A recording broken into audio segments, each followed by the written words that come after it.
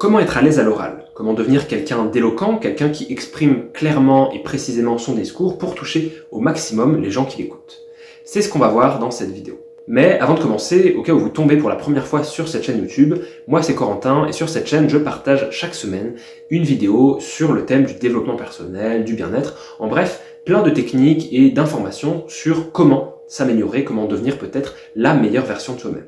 Si ces thématiques vous intéressent, n'hésitez surtout pas à vous abonner pour profiter de tout ce contenu. Une vidéo sort tous les dimanches. Également, je tiens à préciser que cette vidéo fait partie d'un ensemble de vidéos qui traitent justement sur l'éloquence, l'art de être à l'aise à l'oral, tout simplement. La première vidéo était sur l'histoire de Démosthène, un très grand orateur de la Grèce antique, si ce n'est même le plus grand orateur de la Grèce antique. Et la deuxième sur toutes les petites techniques pour être davantage à l'aise à l'oral et donc aussi améliorer son éloquence. Cette vidéo-ci va traiter un petit peu plus sur tout ce qui touche à la pratique. Comment se confronter, comment chercher à s'améliorer au quotidien. On commence direct et comme je l'ai dit dans la vidéo précédente, pour moi, la pratique, c'est le plus gros du travail. C'est-à-dire que même si là je vous parle énormément de théorie, je vous passe plein d'informations, prenez conscience que si vous voulez vraiment progresser, il faut que vous pratiquiez. C'est-à-dire qu'il faut que vous vous mettiez en condition à l'oral, il faut que vous alliez parler tout simplement pour progresser. La pratique, c'est la clé de l'amélioration. Donc comment pratiquer? Comment trouver des opportunités de s'exprimer? Je vais commencer avec le théâtre. Le théâtre, c'est, j'ai envie de dire, presque ce que tout le monde pourrait vous dire, si t'es pas fort à l'oral, etc., fais du théâtre, ça va t'aider. Mais j'entends énormément de personnes qui disent « Oui, mais le théâtre, il faut déjà être suffisamment confiant, j'ai pas envie de faire du théâtre, j'ai peur parce que les gens vont me juger, je suis nul, on va rigoler de moi, etc. » C'est justement pour ça que vous devriez faire du théâtre. Le théâtre, c'est justement l'opportunité de s'exprimer, d'avoir un prof qui va vous apprendre comment bien parler, comment également bien vous poser. La gestuelle, c'est super important dans le théâtre.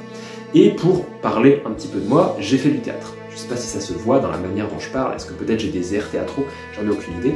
Mais le théâtre m'a beaucoup aidé. Je dirais pas que c'est forcément le truc qui m'a le plus aidé pour développer mon oral, mon éloquence, mais ça m'a beaucoup aidé.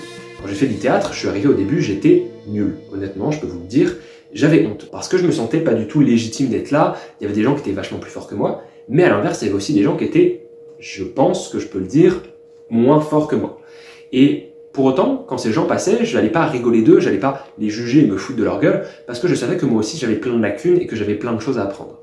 Donc, dans un certain sens, faire du théâtre, je pense, ça permet aussi de s'ouvrir, de s'améliorer et de rencontrer d'autres gens qui, souvent, font face aux mêmes difficultés que nous, et ainsi on peut tous ensemble, presque envie de dire, se prendre par la main et essayer de tous progresser dans la joie et la bonne humeur. À part le théâtre, pour trouver des opportunités de s'exprimer, il y en a une qu'on oublie souvent. C'est tout simplement en fait de parler, de sortir, de solliciter son cercle social. Qu'est-ce que j'entends par là? J'entends par là que n'importe qui, que ce soit des amis, de la famille, des collègues, peuvent vous aider à vous améliorer à l'oral. C'est-à-dire par exemple à la pause, essayez d'aller voir vos collègues, de discuter avec eux, de lancer des sujets de conversation, plutôt que à l'inverse, rester seul dans votre coin, scroller votre téléphone ou jouer à des jeux sur votre mobile. Une autre manière de s'améliorer à l'oral et de justement trouver une opportunité de s'exprimer, c'est de lancer des projets. Qu'est-ce que j'entends par lancer des projets? Ça pourrait être lancer un podcast. Si vous aimez la musique, essayez peut-être, je sais pas, sortir un album de musique, lancer une chaîne YouTube, lancer un compte TikTok, lancer un compte Instagram. Trouvez des moyens en fait de vous exprimer. Honnêtement, pour moi, je pense que de toute ma vie, à l'heure actuelle, la chose qui m'aura l'opportunité, j'ai envie de dire, l'expérience, l'aventure qui m'aura le plus permis de développer mon éloquence, l'art de s'exprimer à l'oral, c'est le fait de, on va dire,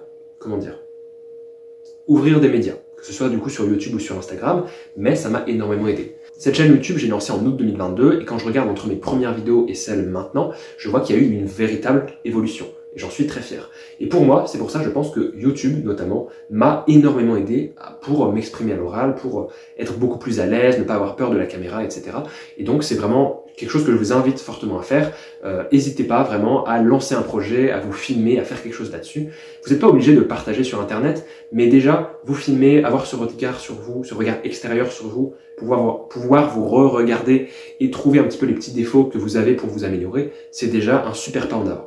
Et puis également, en plus que de chercher des opportunités de s'exprimer, vous pouvez aussi essayer de vous plonger dans des univers qui ont pour lien, justement, pour thématique, l'éloquence, l'art de bien parler. Vous pouvez lire des livres, vous pouvez regarder des films, des séries, regarder des vidéos YouTube comme celle-ci, vraiment vous plonger dans ce milieu-là pour essayer de tirer des informations. À titre personnel, par exemple, je pourrais vous conseiller de lire le livre « La parole est un sport de combat » de Bertrand Perrier, un très bon livre qui explique tout au long que, et c'est assez paradoxal, mais le plus important dans un discours, c'est absolument pas la parole. C'est tout ce qui est le non-dit en fait. Le plus important, ça va être tout le reste, ça va être les silences, la gestuelle, tout ce qu'on peut réussir à exprimer autrement qu'au travers de sa parole. Donc comme vous le voyez, il y a énormément de manières de s'améliorer à l'oral. Vraiment, je pense que la première chose à faire, c'est déjà de vouloir le faire profondément. Ensuite, avoir cette prise de conscience de qu'est-ce qui va pas aujourd'hui dans ma vie et sur quoi je peux travailler pour m'améliorer, sur quoi je ne peux pas.